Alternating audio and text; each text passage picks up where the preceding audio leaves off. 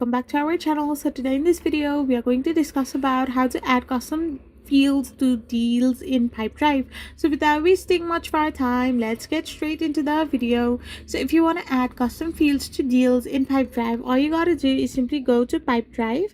Once you're in your Pipedrive, you need to simply go to the company settings. To add custom fields to deals in Pipedrive, you need to go to company settings and tap on data fields. Once you've selected data fields, you need to select the deal tab and click on the plus custom field. You can simply add your name in the field.